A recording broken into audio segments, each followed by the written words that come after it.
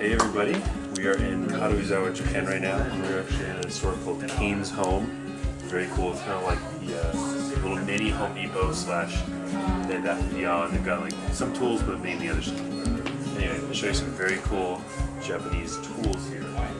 Okay, first we got the measuring section. This is really neat. Obviously there's like, you can find this stuff in the States, but this is like very, very unique, cool stuff. So, for example, they've got all their different lengths of levels.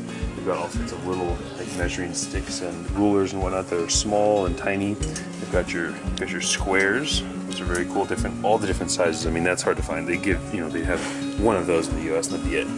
I thought what was really interesting is this is for making like picture frames or just doing some like finished work around a door or whatever.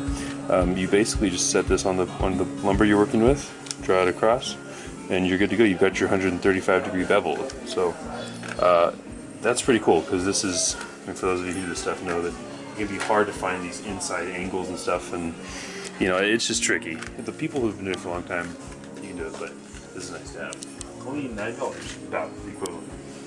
898 yen. So anyway, as you move on down, we've got some very cool levels and whatnot.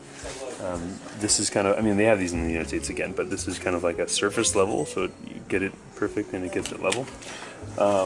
You know, this is kind of like, this like precision stuff is what the Japanese are known for. What I thought was really neat, this is a Japanese, essentially, I forget what they call it, but it's like a trim flush cut saw. Anyway, these are world famous because they have these teeth. If you look closely, you see the teeth are facing back a little bit. What it does is it cuts on the pull instead of the push.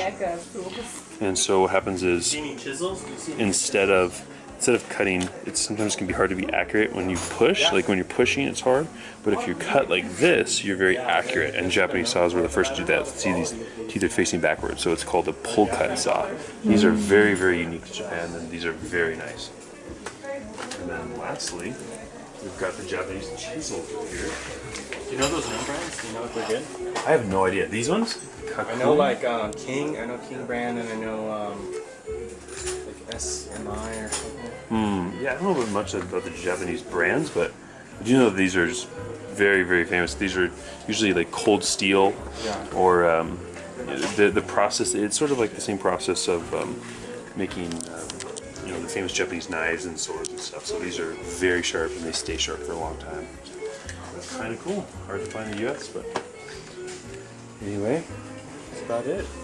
Got a lot of other fun stuff, but those are the highlights. So, thanks for watching. See you next time.